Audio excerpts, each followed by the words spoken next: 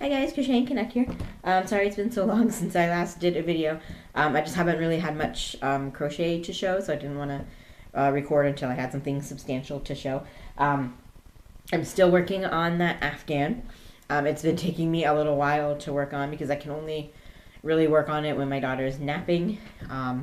She's almost 2.5. She's very active, and she tires me out, and I have to watch her all the time, so I can't really crochet when she's awake. And then sometimes when she's napping, I just don't feel like doing any crochet because I'm so tired after. This pregnancy has taken a lot out of me. I've been feeling a lot heavier and slower and stuff with this pregnancy than I did with my previous one. And it takes me a lot longer to do all my housework and stuff because I usually put her down for a nap, do any housework that I need to do, and then sit down and crochet. But sometimes it takes me so long to do the housework that I just don't have time to crochet. But anyways, enough rambling. So the progress on the blanket. So I thought I was done. I had weaved in all the ends and I was ready to do the edging. And then I took a look at it and I was like, wait, this looks kind of small. So I checked the finished measurements in the pattern. It was supposed to be, 48 inches wide, and it only measured 30 something inches wide, like 36 or 37 inches. So, and then I thought it looked really short and stumpy, and it was supposed to be 60 inches long, and it was definitely under 50. I can't remember what the exact measurement was that I measured, but it was like in the 40s. So it was almost 20 inches too short. So my fault because I did not do a gauge swatch before I started. And I also think my gauge was way off because this Afghan, the original pattern, made it with, it's called Plymouth Yarn Encore Worsted Medium. I don't know what that is. We don't have that around here. But I decided to make it with Karen Simply Soft. And I forgot that Karen is on the thinner side of worsted weight, so the gauge doesn't always match up with other worsted weight yarns. And I usually have to use a hook size, 1 or 2 sizes bigger when I use Karen to get the right gauge. And I completely forgot. And that happened to me the last time I made an Afghan with Karen as well. And I completely forgot about it, and I just used the called for hook, so it came out really small, I guess. So it was so short, and it looked like really like stumpy and out of proportion, and I'm like, no, this is supposed to be a wedding gift. I can't send it like that. It looked so dumb. So I really didn't want to have to crochet anymore on it. I really wanted to get this done, but I'm like, no, I can't send it looking like that. I have to do at least one more row. So I added one more row to the length. Well, I'm halfway through. I'll stand up here so you can see. Well, you can't see the whole thing now, but so I have these two, and I have another one almost complete that I'm going to attach later today, and then I just have to do one more, and the squares in between, and the edging. I think that looks decent now. I can't really add on to the width without doing like 6 more of them. So that's not going to happen. And then it might make the length look out of proportion again just because of the way the Afghan is. So I'm just going to finish that one row and then it should look fine after the edging is on. And it might look a little bigger even after I wash it, and I'm going to try to do the wash blocking technique. I might get another couple inches out of that. So we'll see how that goes. So I'm almost done that. Thank God. It's been taking me forever. Like it's actually, once you get used to the pattern, which I am used to now, I can knock out one of those circles in like an hour. So it actually shouldn't take that long, but it's taken me forever because I kept putting it off. And then there's so many steps in each circle I kept forgetting because I'd put it off for so long. And it would take me a long time to get back into the rhythm of it. So that's why it's been taking me so long. It's not an Afghan that takes a long time to do, it's just me.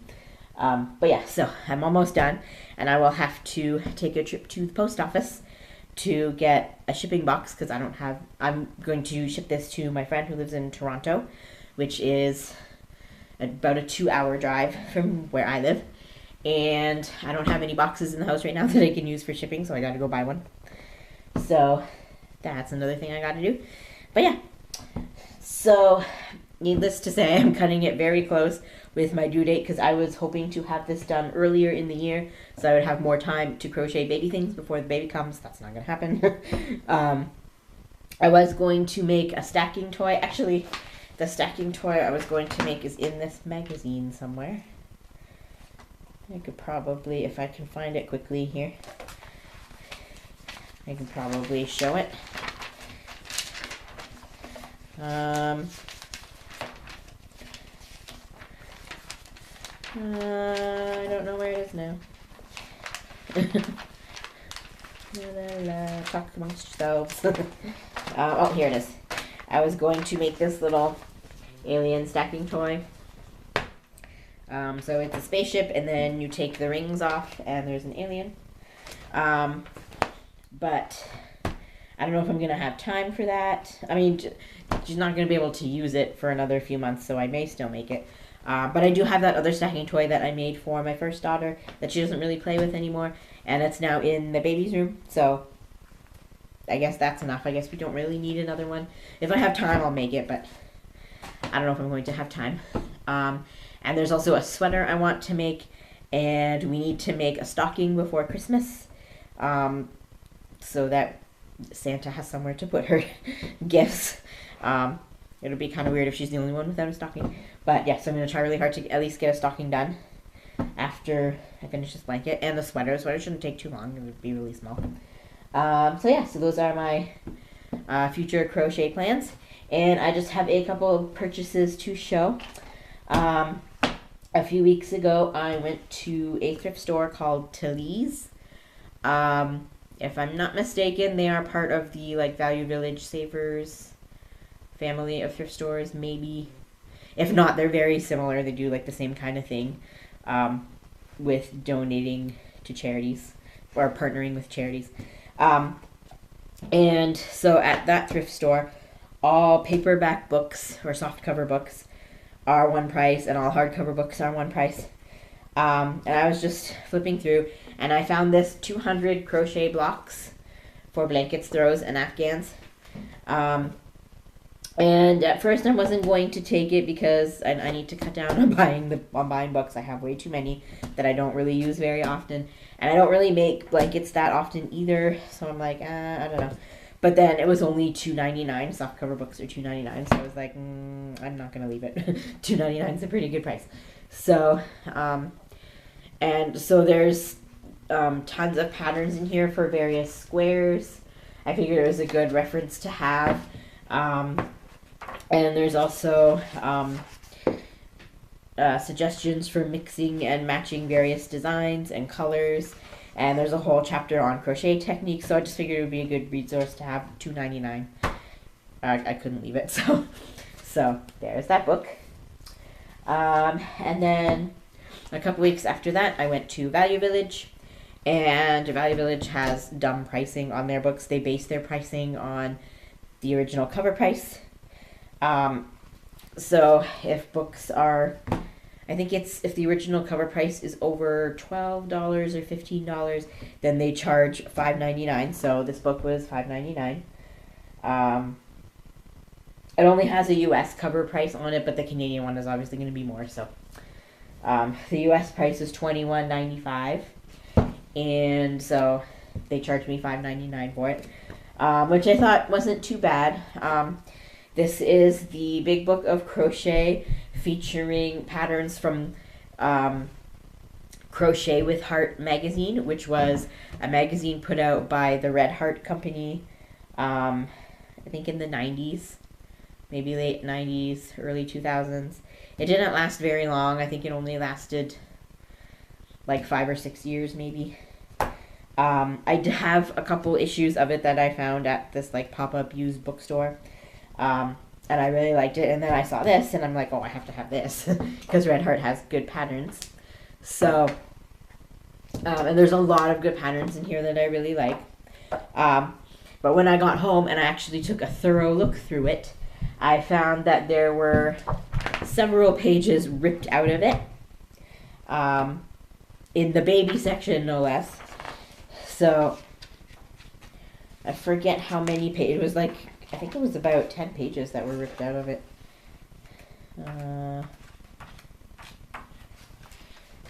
Where is it? Yeah. Because it goes from page 56 to page 68. So there's a handful of pages ripped out. I can still see the remnants in here from where the pages were ripped out. Like, I don't know why people do that. If you want the pattern, just photocopy it. Don't ruin the book. But whatever. And so, according to the table of contents, the patterns I'm missing are various baby layettes, which a layette is a set, usually like a sweater and booties, or booties and a bonnet, or something, like a little set like that, with usually 2 or 3 clothing items. Yeah, so that's kind of disappointing, because then I can't use them. But whatever. It's not like I'm going to have time to make them anyways. But I would like to see what they look like. There's no pictures anywhere else of them, so it's kind of disappointing. But otherwise, it's a really good book. And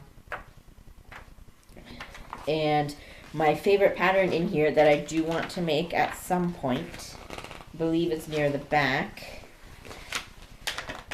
Where did it go? I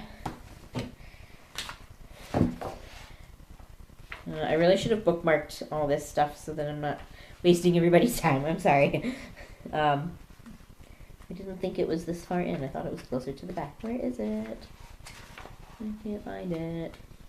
There it is. Crochet caddy tissue cover. That is a genius idea. Tissue cover with various pockets to stick your various crafting supplies in. I love that, and I need to make it at some point. I don't know where I would keep it. If I still had a yarn room, I would keep it in there. Because I don't keep tissue boxes in my living room, because my daughter will pull all the tissues out and play with them and waste them. So I don't know where I would keep that.